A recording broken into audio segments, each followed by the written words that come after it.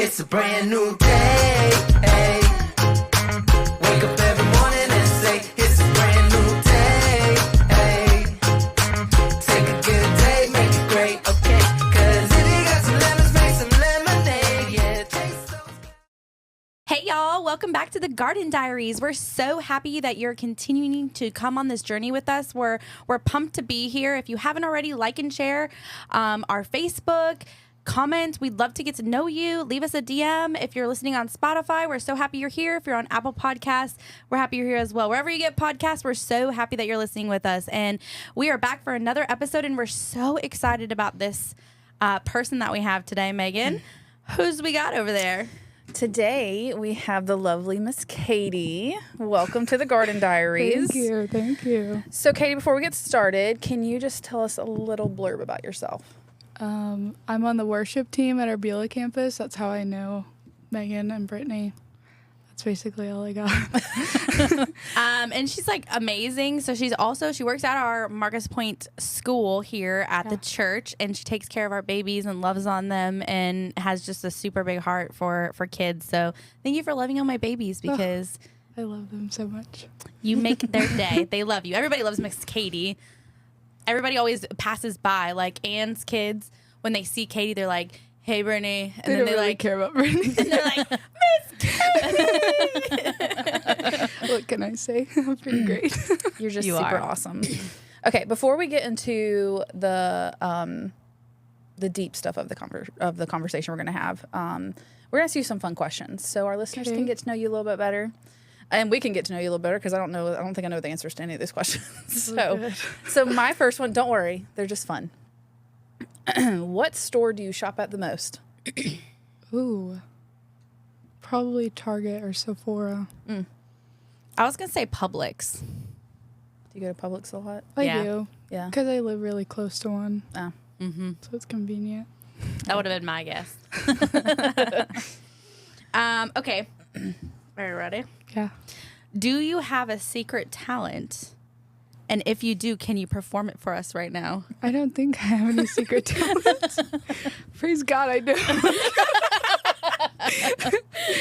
I can't think of anything. Like you can't put your head over, like your foot over your head, or No, like I'm the least flexible person you will ever meet in your life. you can sing. I will not be performing that for you today. Be like, that's a public talent, okay? Hey, it's not if secret. they come to Beulah, they'll see me. Exactly. That's true. Katie does. She's on our worship team. She plays keys. She also plays guitar. That's a fun do. fact about you. I do. And you sing. So like you got lots of talents. Yeah, but none of them are hidden. I'm Okay. not good at keeping secrets. That's not a bad thing. So don't tell her your secrets. right. Nobody trusts Katie with secrets. Just kidding. Okay. What is the first thing you notice about someone when you first meet them, whether just anybody? I don't know. I think the first thing I notice is like whenever you first walk up to someone and you give them like you know that smirk that you always give people, or like if you're walking by, if they don't do it back, I'm instantly like, oh, you're too good to smile at people. So I think it's always like, I think someone's a good person if they give me the smirk back. So basically what you're saying is that if anybody encounters you, if they don't give you a smirk, like we're not hanging out. Yeah. Okay. Basically. Okay, cool. I want you to be joyful. Joy does come from the Lord. So. It does. Okay. This is a very serious question, Oh, no. and I need an answer. Okay. Is a hot dog a sandwich? No. Why? I don't know. But no. I mean, I guess technically yes. But I don't want to believe it. So I'm saying no. Do you think it's a I mean, sandwich? if we're like saying that something and then something's in the middle and then something tops it off, right? So if you think of a peanut butter and jelly sandwich, it's bread, peanut butter, jelly, bread, and we consider that a sandwich. There's bread, hot dog, bread. Like if we're defining sandwich, Wouldn't it technically be a sub? Because like Yes, sub 'cause is it's not connected is at the connected. bottom. A mine's sandwich never is not connected because I can never open a button. Mine is like so wonky. Like half of it has more bread and half of it doesn't. Fun fact about my husband, like whenever his like hot dogs like go into two, he doesn't want to eat it. Yeah, it's like they're weird. What do you do? It's a waste because it's a sandwich at that point. So for defining sandwich, I would think yes. but But you I wouldn't don't like wanna believe it. consider it. Like you wouldn't be like, I want a sandwich. Give me a hot dog. No. No. Two different food groups. Okay. Okay. All right, my last question for you. What fashion trend do you just not get? Oh, so many of them. I can't think of any on the top of my head though. Well, you gotta think of What are something. some things that I don't like? I'm feel pretty like- opinionated. I feel like you're really cool though. Like you're young and hip. Brittany and thinks I'm like the coolest person ever, and then I can never give her any examples of anything cool. you are cool. You're like Okay, so if you go into a store right now and you were looking for an outfit, what outfit would you not buy? Because Oh my it's gosh, like, low-waisted jeans coming back are the worst thing. I think that's Satan. oh, I hate you for that comment. so you prefer high waisted? No, for sure. Oh, I Yes. like mid rise or low. Okay, I'm not high waisted. So girly. I'm totally on board with the high waisted now. Now that I've had babies and you got that mom pooch, so like hiding everything is great. However, back in the day, I used to rock those lowriders. Okay, like I'm those sorry, were my I just jam. think they're hideous. But why? I'm so sorry. They're bad. That's all I can tell you. So if they come into trend and like everybody's like, you're old if you wear high waisted jeans, you only have to wear low cut jeans. You wouldn't wear them. No. You'd still wear your high waisted. Yes. So then you would be us millennials that were resisting Sure. the high waisted, and everybody was calling us lame. I never called you lame. we You're have allowed to come have full your own circle. opinions. Okay. I can't get on board still with like the crop tops, and I think that's just because being a mom, like, and being self-conscious of my body after I've had kids, like I've never been able to like get on board with the crop tops. Like I think if I had like a banging body, I may. I just can't get over the fact that you pay more for a crop top Oh my than a full gosh, shirt. yes. I'm like, there's less material. Like, Yeah. I get it should be half off I agree. always. Yeah. Okay. All right. My next question for you, my dear. What is something that you do when you're bored? I play instruments like all the time. I also watercolor. I like to do that. Brittany got to see some of my work the other That's day. cool. Yeah. I feel like a grandma when I say that out loud, though. So that was just for you. No. And everybody watching. Yeah. Don't tell anyone, please. You actually did a really great job. So she watercolored this really pretty card for her aunt, and it had like flowers on it. And honestly, like, I love flowers, obviously. But I was like, oh, I could have like had Katie draw my tattoo on my arm. Like, she was really Please don't good. trust me with that. Okay. Please don't do that. I feel like watercolor is a harder media. Oh, I like it because it's so easy. See, because I used to be an art major, Yeah. and I always preferred acrylics. I would have never guessed that. I don't know how to take that. I don't know. No, it's not a bad thing. I just wouldn't have guessed that. Oh, it's okay. Well, life changed me. But I always felt like watercolor was harder because with acrylic it was easier to cover your mistakes. But I feel like watercolor is like you can only put so much water before you put a hole in your paper. Megan's putting holes in her paper. Sorry. And mine all just like go together. So my colors just like bleed all together. What am I making? Well, you She's have to like wait for it Jackson to Pollock, dry. but with watercolor. I just want to do it all at the same time. Okay. All the colors. You're just going to have a big brown spot. That's exactly what my pictures look like. A for effort. What were you going for? Brown. Chewbacca. Mud. All right. Did you finish yours? Yeah, I did 3. Oh, I always forget. Sorry. We got to reel her in sometimes. Oh, man. I just have so much fun with these. These are great because I get to know you on a deeper level. And it helps break the ice too, because I know I like don't know if you know me on a deeper level from asking me if the hot dog is a sandwich. I feel like you get to know somebody very well if you know if they think a hot dog is a sandwich or not. Like, I guess. But what what do you come to? Like, what realization of them do you come to? Because I feel like if somebody was like, hey, I'm really craving a sandwich right now, and like they come out with a hot dog, you'd be like, oh, I this could is not never my trust person. you again. So like I had to like make sure like you were gonna be like real crazy, okay? So do I pass? Yes. Okay, good. No. Okay.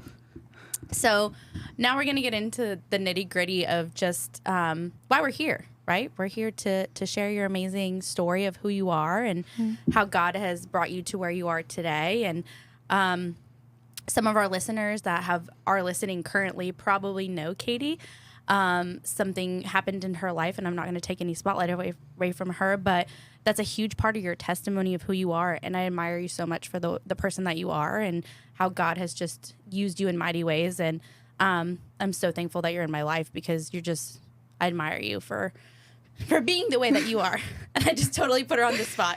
But if you would just kind of want to share like what God kind of laid on your heart when Megan and I asked you to come on this podcast, you know, how God has been good even through the pain that you've walked through in such a short amount of time. I mean, you're very young and you've walked through some really deep stuff that a lot of people don't walk through in their life. And so we just want to hear a little bit about you and your testimony. All right. So I grew up in a broken home, and I grew up with my 2 older brothers and my mom. And my dad left when I was like 5. And when I was 13, my older brother and I were on our way home from church, and we got in a car accident. And being the good guy that he was, he got out of the car to check on other people, and another car came through. And I made it, but my brother did not make it. And so that's one of, if not the worst thing that I've ever been through in my life. And there have been many moments of like struggling with trusting the Lord after that. And I was doing so well spiritually.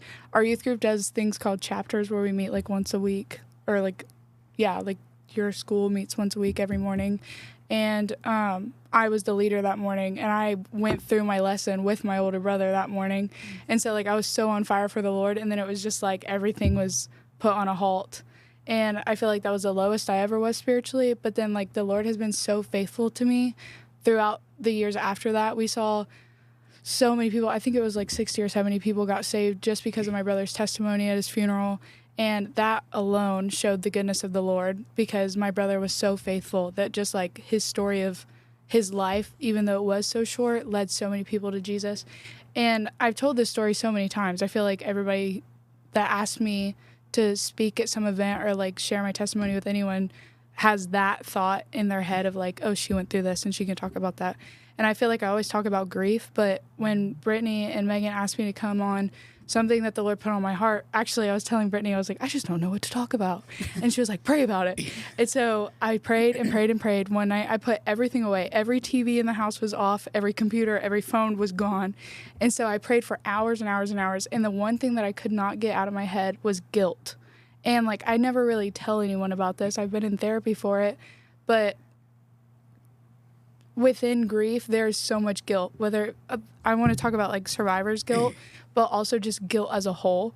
And I feel like something that I've struggled with personally is guilt since I was little, because I feel like I've been so strong in my faith that the enemy can't get me to sin.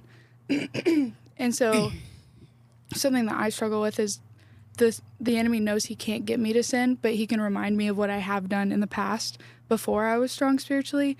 And so I feel like I walk every day remembering what I've done before, even though we're called to walk in freedom. And so I just wanted to talk really about guilt today. So. Well, first off, I just want to say, again, like, I just admire you and what you've walked through. And I'm so sorry that, you know, you're walking without your brother. And I know that his legacy lives on throughout y'all and through your cute little nephew, Oh, who he's is perfect. named after him. Yes. And you have an amazing brother as well, who, you know, carries his legacy too, and your mom. And but I just kind of want to dig a little bit deeper. So when you talk about guilt, what does that really mean, like, for you on a daily basis? Is it different from day to day, or? I mean, it depends on the day. It depends on what type of guilt we're talking about, because I do. I struggle with PTSD from the night, and it's not like every day that I struggle with it. It could be twice in a week, or it could be once every 2 years. And so it happened 6 years ago, and I think this year, 6 years. Yeah, that would be right. But sometimes I just have guilt, whether the enemy is like reminding me, or like when I see other people struggling with things, I'm like, oh my gosh, how could they do that? And then I'm like, oh, wait, hang on. I did that like 4 years ago. And then I feel so guilty about it. And it literally, I will spiral thinking like, oh my gosh, I did that. And, or like, it could be something so big where I hurt someone or like hurt myself, or it could be something so small as like coveting something, or like the way that I speak to people. It could be really anything, but I just sit and I spiral, and the enemy has such a hold of my, like, I think that guilt is such like an ugly word, but honestly, if you have it, that's like a good thing. Like, it shows that your heart really cares, but it's not something we're supposed to have. And so I feel like for me, thinking about guilt, it's just remembering what I've done and feeling so bad, like I can't be forgiven for it, which I know I can. And the Bible says I have been forgiven.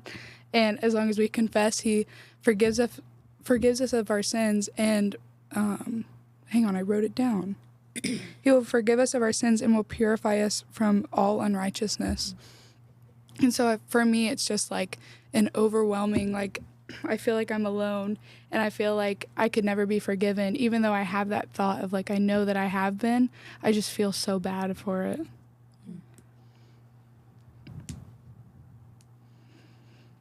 You got a question, Maggie? No, I Okay. thought you did. I'm sorry. No, I will. I do have a question. So I guess you've kind of already mentioned that you've been in therapy, and that's been helpful. What else have you done to heal? And I think healing is going to be forever, right? I don't think it's something that's going to just go away. And like Megan and I've talked about this, like with the loss of our fathers, which is completely different. But like, I feel like grief always, there's always grief, and it's just like different seasons and different life moments that make you go back to that moment. But what does Katie do to cling on to God's promises other than therapy? Like what other things do you exercise when you're feeling really overwhelmed or really like in that moment of grief? How do you get yourself out of that? Ooh, that's a tough one. It depends on the moment. If it's at the beginning, or like I'm not really deep into the panic, normally I just put everything aside, or I'll like grab a picture of my brother. This sounds so like lame, but I'll just sit there and I'll look at my brother, and I turn on worship music, and I just remind myself that like that's what my brother is doing right now. And I sometimes, so like whenever it's at the beginning, then I worship, or if it's deeper in, then I'll find certain Bible stories that like talk about people losing other people, or like when, hang on, I wrote this one down too. One thing that I always like cling to is when James, the brother of John, was murdered by Herod, and Peter was in jail with him. When Peter was set free by the angel, I just like always think, I know that the Bible doesn't tell us, but like I just know that Peter thought for the rest of his life, like, why did he not make it but I did? And later on, if you read in John 21, Peter was walking with Jesus, and Jesus was telling Peter like the death that he was going to die that was going to glorify him, and John was walking behind him, and he asked him like, well, what about this dude? Like, how is he going to die? And Jesus basically said like, what does it matter to you? And he said, if I want him to remain alive until I return, what is that to you? You must follow me. And so I feel like I get so caught up in like, well, what if my brother was here? And that's normally what makes me spiral, because especially if I'm dealing with like survivor's guilt, which happens all the time. Like I'll have nightmares, or I'll just be thinking about it, or I'll be driving and then I start to panic. And I just think like, why am I here? Like his story was so much greater than mine, obviously, because so many people got saved at his funeral alone. But it doesn't matter, because that was God's will for him. And all I have to do is follow my calling and to do what God has called me to do. And that's to tell people about him and tell him about my brother, and like almost live for my brother in a sense, but really live for Jesus. And so I just remind myself of that story, and I feel like that one helps me the most because that there's so many parts and pieces to it that come together to make sense where I can put myself in it. And I've never really found a Bible story where I could do that before, but I think that's pretty cool. That is cool. I love that. I'm looking at a verse, sorry. I promise I'm not like... So one thing that you said, and I think that someone who loses a person, you'll always carry that that memory of them, and the question of like, well, okay, that if they had been here longer, they could have done so much more. And what you said kind of reminded me of like a personal experience, but like how at your brother's funeral, like people came to know the Lord, and sometimes it takes like it's not just in our life that it can be a testimony, it can be in death as well. And that you kind of echoed something my husband said, because after I lost my dad and then he lost his dad, he didn't like struggle as much as I did. But one of the things that he said that he clung to is like, my dad ran his race and he ran it well. And he, because so many people came from all over the country and just testified of how like his dad preached the gospel, and he never like, and he wasn't a perfect man by any means, but he loved people and he wanted them to know the same God that he preached about. And how at his funeral, you just heard testimony after testimony of people like getting saved. And because he he followed the Lord's will for his life, and he told, and he preached the gospel, and he wasn't afraid or ashamed. And that reminded me of like how like, you know, I also lost my brother, and there's so many times where I'm like, I wish he was still here, but like God used your brother in a very hard way for people still here, because we don't get to continue on with those memories with them. But I will say that is something that is so beautiful about the promise of heaven, is that we are going to be reunited one day. But I'm still looking for that verse, so I'm trying to figure out where I went. I think it's I think it's hard to lose anyone. I think it's really hard sometimes to lose someone very young. Your brother was young, and I think sometimes we get held up on this person didn't fulfill their whole life. But you know, I was talking to my husband about this before we came, and we were kind of, you know, just debriefing about what I was going to say, and, you know, just like what society says about people a lot of times, like, oh, that person was so young. And I always think about that, and I'm like, yes, he was, but like that was God's, like that was what his will was on his life. And like, we're not promised tomorrow. The Bible says we're not promised tomorrow. And sometimes we may not understand. Right. But the beauty, to your point, Megan, is we do get to see the little glimpses of heaven on earth when you see people that are being saved because of his story. And then we get to rejoice in heaven together again. Yeah. And I think the world is so twisted when it comes to losing people, whatever age they are, that I think we almost desensitize the situation to make ourselves feel better instead of digging into what God's promises are. And I think it's important to remember, like you said, Megan, that like we're going to see him again. And I know you know that, Katie, right. And that's the promise you have. But that still doesn't make day by day easier when we're in the world and we're here and we're left behind, and there's those memories and those triggers that happen. And is there any verses that you kind of clung to during this time? I took Megan's question. She took my question. I did. Other than obviously the story that you shared, which obviously I think was a really insightful. Was there like one verse or? I don't really know. Something that really just kind of stuck out in your studies? I don't know. I don't really think that I clung to anyone specifically. I think that after everything happened, I was in a time where my faith was becoming my own. And the Lord was just revealing so many different things to me that my brain was like learning new stuff every single day, and I didn't really cling to one specifically. Another way to put that is if you had somebody who, was going through something very similar, what is how would you, obviously you've shared some stuff here, but like, they're like, Katie, hey, like I'm really struggling with this. Like, can you give me some advice, or what would you sit down and talk with them about?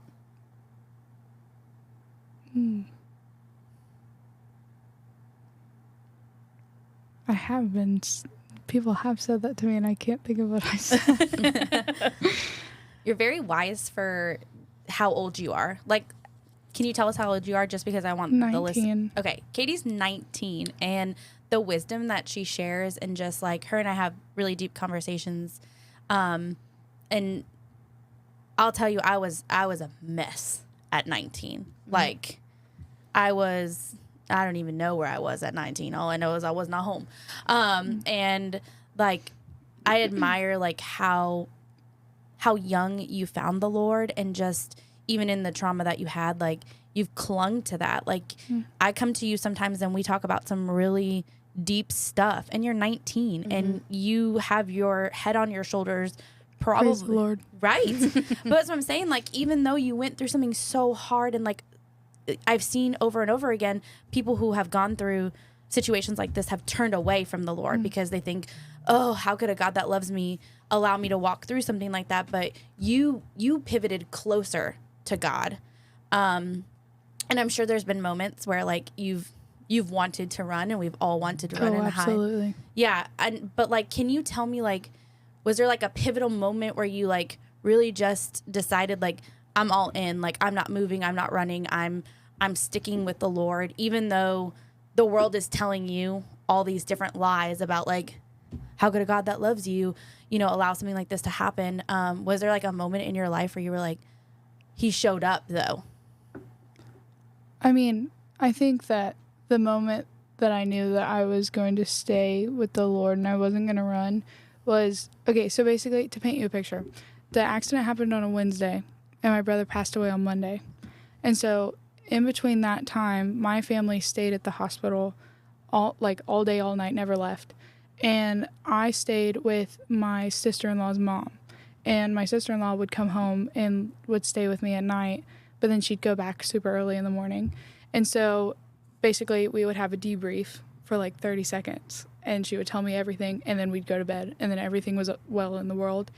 And it was nothing but a time of confusion. Like, random people were coming to see me, and which was great, but like also at the same time I didn't really want to see anyone. And thankfully my cousin was with me every single day, and that was really helpful. But I feel like I was in the lowest spot ever, because I'm being told to be positive, but then I'm hearing these like horrible updates about my brother. And so all I wanted to do was run. I did not read my Bible in those couple days. And I remember going to the hospital, and they pulled me to like the back room, and I was like, okay, I don't think this is good, because they told me I wasn't going to see him, but I'm going to the back. And I was like, this doesn't make sense if it's positive. And so I walk in, and it's my dad, my mom, my brother. My parents are divorced. My parents are sitting together. It's bad. I instantly knew in that moment. And it's my brother, my sister-in-law, and then like 3 or 4 doctors. And I sat down, and the room was just like dead silent. And no one's talking. And then my brother just looks at me, and he kind of has like, I could tell he's upset, but then he like kind of does like a, like not frustration, but like kind of. And he was like, well, I guess I'll say it. And then he told me that my brother was with Jesus now. And I didn't cry at first. It was like, I felt like my stomach was in my toes, and I was also going to throw up at the same time. And they like explained to me how everything was going to work. And then after that, we were walking out, and they asked me if I wanted anything or anyone specifically. And I wanted my small group leader at the time. And that's all I wanted, because I was like, this person has led me through this whole year. I know I can trust this person. And that was like my safe space. And I was like, but she's at work, so like I can't have her. And they were like, we already called her. We figured you would want her. So she showed up, and we were in a family bathroom, and I was boo-hooing. And it was just me, her, and my mom in this bathroom together. And in that moment, I just like, I felt the Lord more than I ever have. And you would think I wouldn't, but like that moment of just nothing but sorrow and pain with like two people that I trusted the most, I knew that the Lord was still faithful in that moment. And I don't know why I knew it, but I just knew, like I felt it in my soul. And in that moment, I chose that I was going to follow the Lord, and I was going to tell my brother's story, and I wouldn't allow this to drive me away from him, but I would allow it to drive me towards him. And that same day I called my youth pastor, and I told him that the next Wednesday, so like 2 days later, I wanted to tell my brother's testimony on stage. And I'm 13, by the way. And I was on the youth group worship team at the time, but I was still scared to talk in front of people. But that was like my first act of trusting the Lord afterwards. And I think that just the day finding out that he was gone, I knew that I had no choice but to run to Jesus, because I would lose it if I went anywhere else. That's good. Some of the verses that came to mind as you're just, you said that you didn't cry at first, and you didn't know why, like, because I think as Christians, like, obviously we're not perfect, but we have the hope of Jesus. And I think sometimes when we face those trials, sometimes we can take it to our knees, and we can hit rock bottom. But also we have that like promise of and hope that's in him that only he can provide. And I have said this verse, I think, on several podcast episodes, and even in my small group. And it is something that I mentioned in a couple episodes back, that one of the girls in our small group claimed as her verse for the year. And it wasn't the verse I claimed, but I think I should switch my verse, because I keep going back to this verse, which is Proverbs 3:5-6. Trust in the Lord with all your heart, and lean not into your own understanding. In all thy ways acknowledge him, and he'll direct thy path. And I think that's such a great verse to cling to whenever you're experiencing deep loss, because we'll never understand. Right.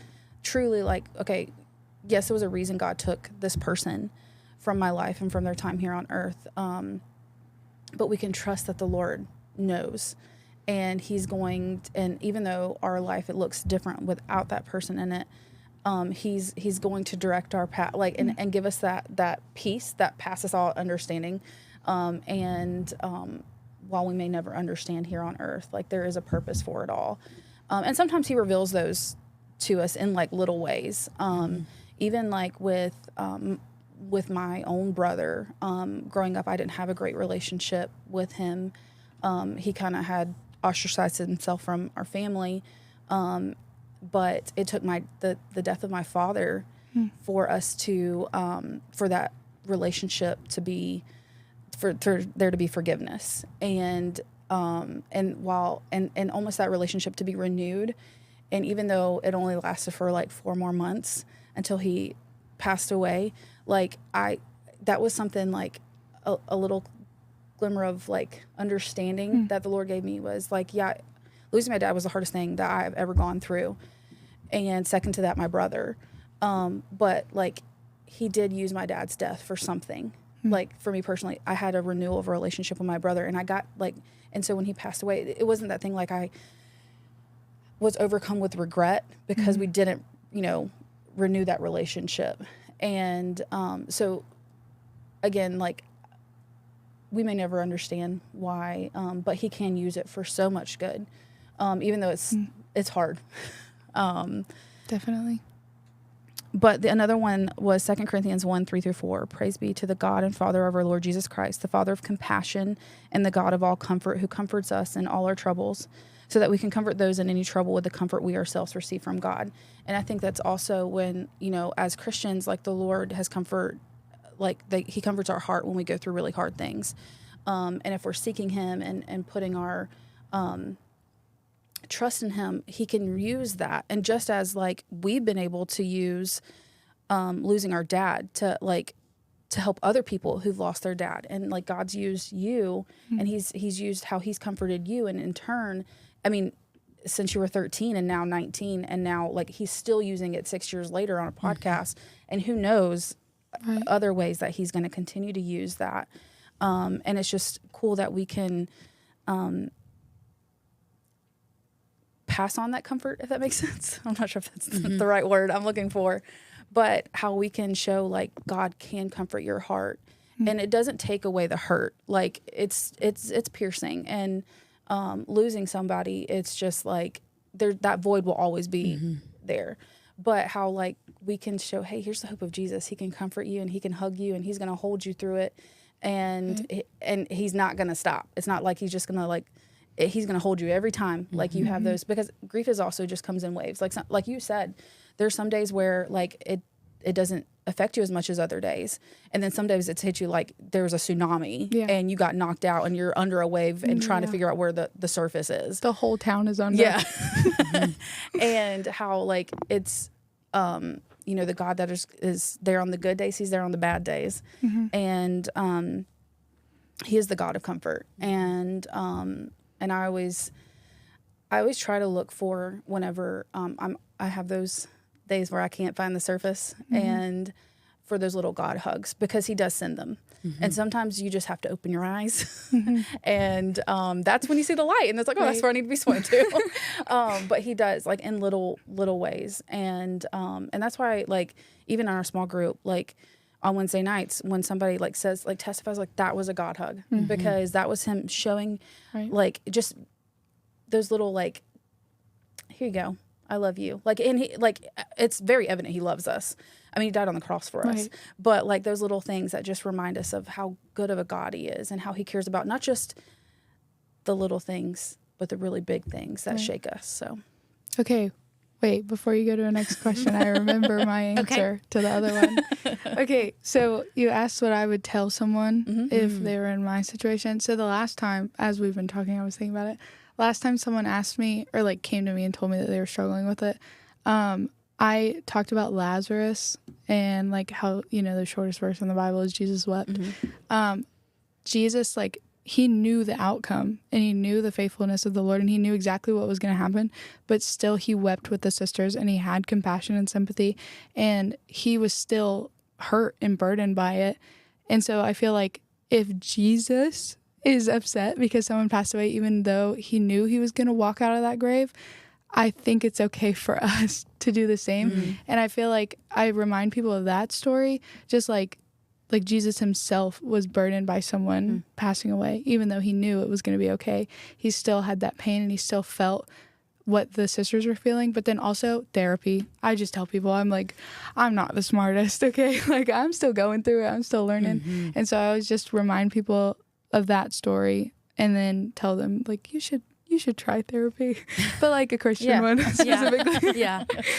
No, I think I'll tell you one of the best pieces of advice I've ever gotten is actually from somebody sitting in this room who is not on camera, but you know, somebody had lost somebody or was in the midst of like a really hard trial, and I was consulting her because her and I talk about a lot of stuff, and she said, Brittany, it's okay to weep with your friends. Like, there's one thing for you to say to like your friend or somebody, like, I'm praying for you, which is great. Like, but to your point, she said, Jesus wept. And that's so deep and so powerful. Sometimes you don't have to have the words like to comfort. And like, that kind of goes on with the question I was going to ask you is, do you feel like your relationships with people have changed since this? Like, I care so much deeper about people now. I feel like, especially if someone's walking through something that's hard, I'm like, oh, girl, I get it. And I feel like I can connect so much deeper with people now because before the accident, I was not like a feely person, if that makes sense. Like, I didn't have feelings. I didn't talk about my feelings. But now I feel like I'm the friend that's like, oh, you don't like to talk about your feelings? Well, we can chat it. Like, we can chat about it. You can cry. It's okay to shed a tear. Yeah. But I feel like now I'm a lot more emotionally available than I ever have been. And I know that that's where it came from because it started there. But I feel like I care so much deeper about people now and like their life. And I think about how my brother's life and his walk impacted people. So like whenever I see people struggling or like not walking in a way they used to, I'm like, no, but like, your story's going to impact other people, right? Like it's not just about you anymore. Like so I feel like I care more about people now. That's good.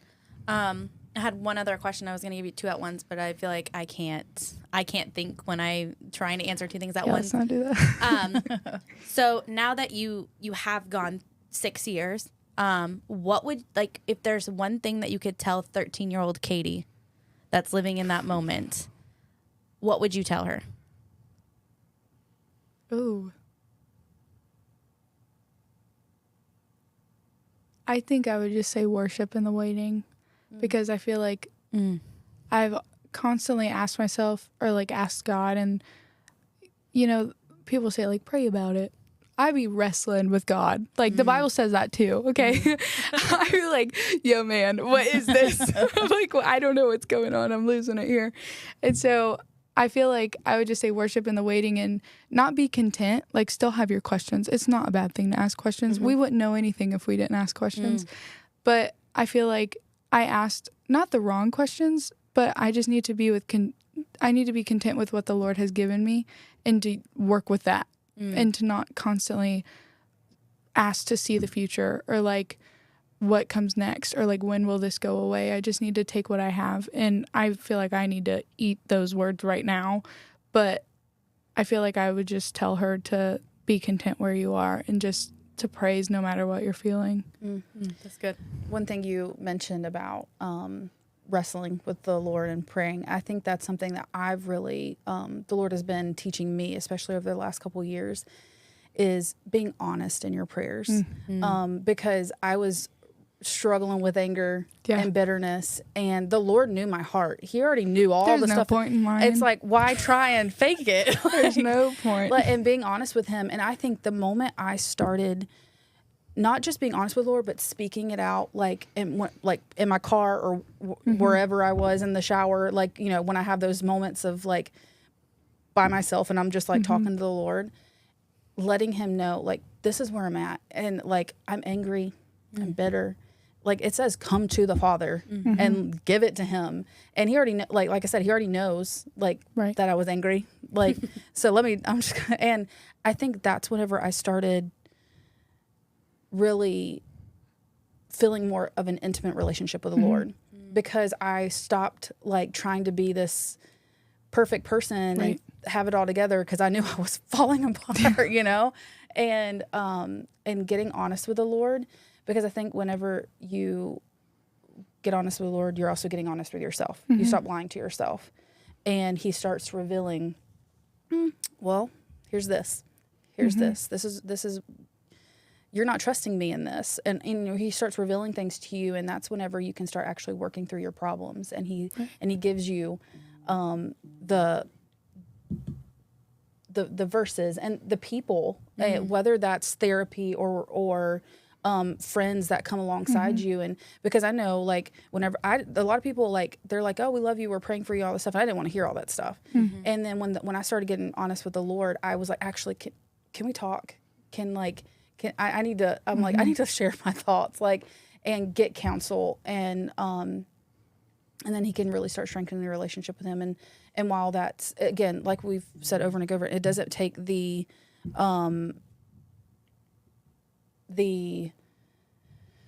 reality of what happened away. It doesn't take the sting away. It doesn't take the pain away, but it's that comfort and that peace that God can provide. That's good. Well, is there anything else that you want to share with our listeners? I was going to share a couple verses that, I think for faithfulness, if you're looking for something for God's faithfulness, you can go into 2 Corinthians 2 and 3. Those chapters are full of God's faithfulness. But if you're looking for other encouragement, please reach out to Megan and I.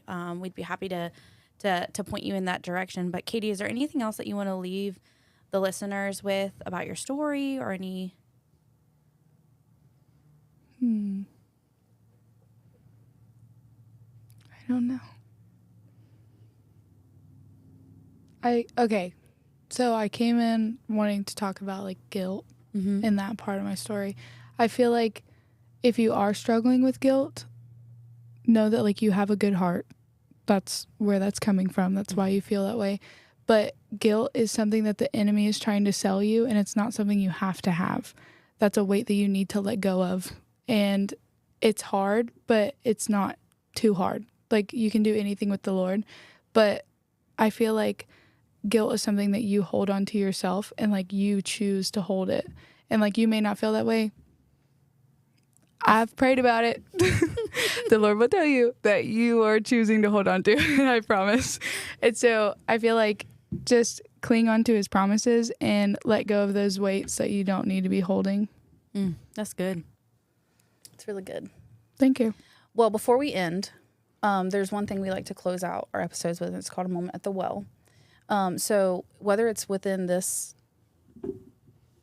whether it's what we've been talking about, or if it's just something else, like a moment in your life where God, it was just a life-changing moment, and God just, and I think she kind of answered it in the Yeah. bathroom. Yeah. yeah. Is When that you what were in the stick with? bathroom with your small Oh, group yeah. leader and your mom. Yeah. Yeah. Okay, cool stuff. I think I kind of stole your thunder You did- today. Yeah, she took all my questions, so it's okay. Normally, Megan asks like Sorry. what scriptures that you hang on to. I'm really Normally- thrown off today. So like I just was like, I want to be Megan today. Awesome. She's just so cute. I want to be here. Oh no. Promise you don't. Well, thank you, Katie, so much for joining us and just being open and vulnerable. And we appreciate you and your heart. And we love you, and we're thankful for you, and Love y'all. happy that you get to be a part of our worship team, and we get to watch you praise Jesus every Sunday. Me too. It's awesome. All right, y'all, if you haven't already subscribed to our podcast or to our Facebook, do that right now. Like, share, comment. We'd love to get to know you. If you need anything from Megan and I, we're available. DM us. We'll get you in touch if you have any needs. If you want us to be praying for you about anything, we'd love to get some prayer requests so we can be actively praying for our sisters that are listening. Again, like always, thank you so much for listening, and we'll see you next time.